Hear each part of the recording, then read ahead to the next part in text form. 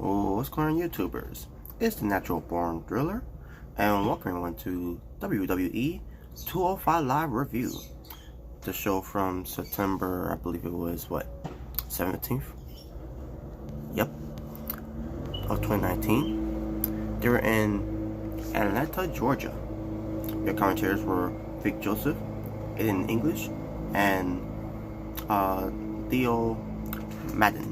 And let's get to the show.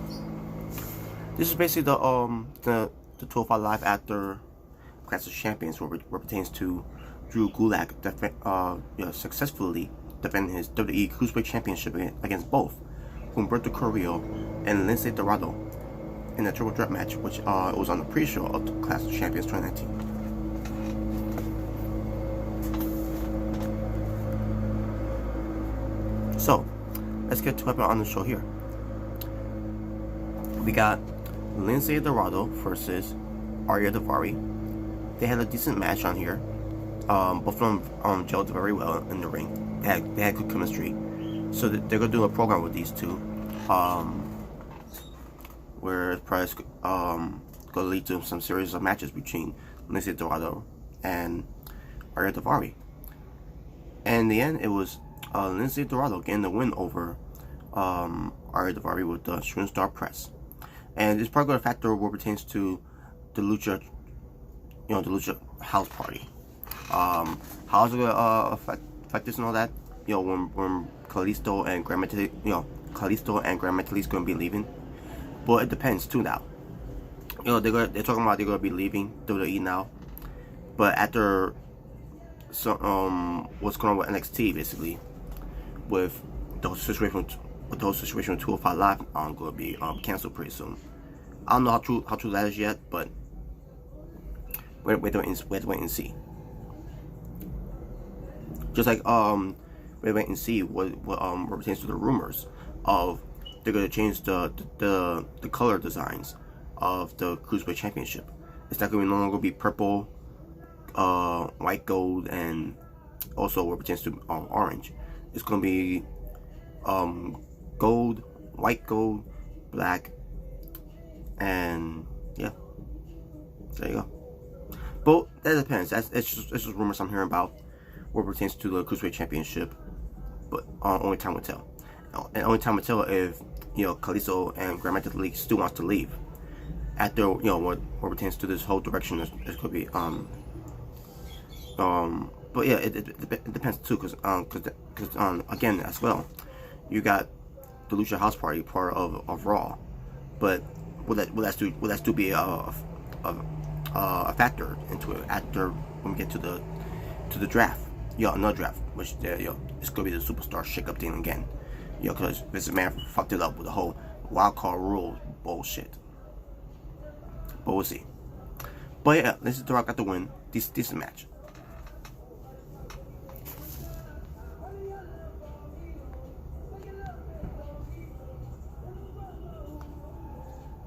Okay, we get to Oney Lorcan's. Because of promo about Oney Nese, saying that Oney Nese tried to take him out, but still, Oney Lorcan is still standing. Said that Oney hurt him, but not nearly as bad as he's gonna hurt Oney Nese.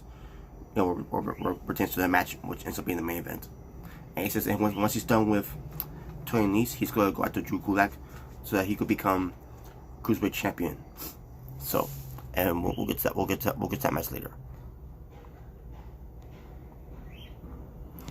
We got Gentleman Jack Gallagher versus D. Brian Kendrick, being accompanied by Akira Tozawa. Match didn't last that long, but it was it was starting off good until also outside an outside incident happened where Jack Gallagher and D. Brian Kendrick were brawling outside the ring for a little bit. Brian Kendrick was brought back into the ring by Jack Gallagher. Akira Tozawa, excuse me, was right there with next to Jack Gallagher while it was all going on. Also, in D. Brian Kendrick with remember how he did it. I think it was like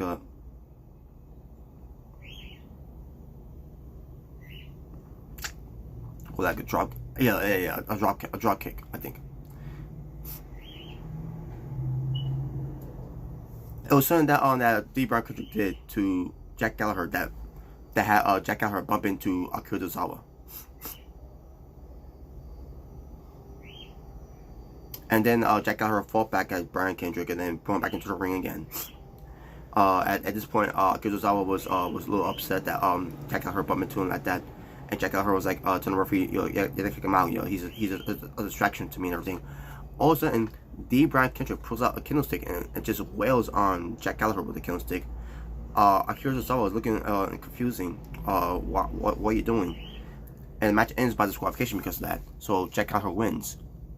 And Brian Kendrick continued to hit Jack Gallagher with the candlestick. Also, he's like, that's enough and everything. He goes to check on Jack Gallagher as D. Brian Kendrick was leaving. But then D. Brian Kendrick comes right back with the candlestick and hits Akira Tozawa. And then leaves. He hit him one time though. He's just him one time. And then he leaves. Akira Tozawa is like, what you, like, why and everything, right? So D. Brian Kendrick is a heel now. So here's the thing, folks. With this whole thing, I thought this was going to lead to D. Brian Kendrick and Akira Tozawa, both of them, to turn heel on Jim and Jack Gallagher.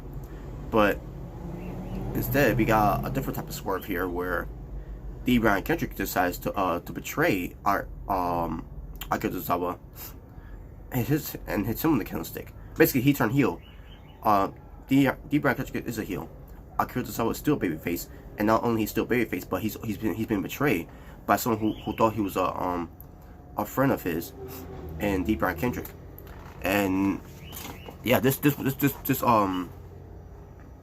whole thing with Brian Kendrick has went to a whole new direction now. Now I don't know where they're going with this one now. I don't know if Akira Tozawa is going to turn heel later on. Maybe it's just a way for the doors off guard until Akira Tozawa turns heel. To turn on Jim and Jack Gallagher and at the end. I don't know where they're going with this, but I'm intrigued. I want to see where they go with this. This is interesting what they're doing here. We get Humberto Carrillo being interviewed by Sarah Scrapperverse. I don't know. I already how you pronounce the last name now, but it's Sarah. But Sarah asks about Humberto Carrillo about coming up short from the pre-show of the Clash of Champions, which he didn't lose by the way the match. It was a Lince Dorado's match, but he says that he had the match won against Drew Gulak, but it was stolen from him. He is very disappointed, and he knows that he could beat Drew Gulak 1-on-1. And he said next time he won't be so lucky because he still has he wants the opportunity to go out to the Cruiserweight Championship so that he could become the next Cruiserweight Champion.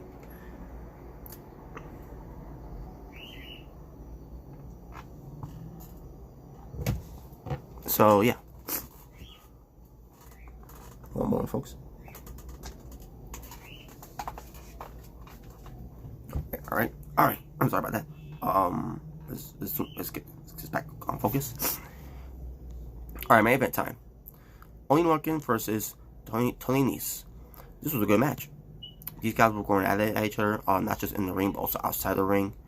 These guys were hell bent to what pertains to this this feud that they're building up right now. And nothing but hard hitting and high flying, what pertains to this match. Both guys looked good. And at one point there was a broadcast table in the play in this match where it collapsed and everything. What pertains to Tony Nese going through it by the hands of Oney Lorcan's. And Oney Locust was going crazy with Tony Nese in this match, ramming into the barricade and everything. And he was shout out to Tony Nese, yo, you want to attack me from behind? You want to attack me from behind? And I said to myself, I watched the Tony Nese heel turn on Oney Locust, what pertains to the backstage attack. He didn't attack him from behind. He attacked him in front of him. Yo, if you want to say, yo, you want to cheap shot me? Yeah, that would be way different than oh, you attack me from behind. No, Tony didn't attack him from behind. He just gave him a cheap shot.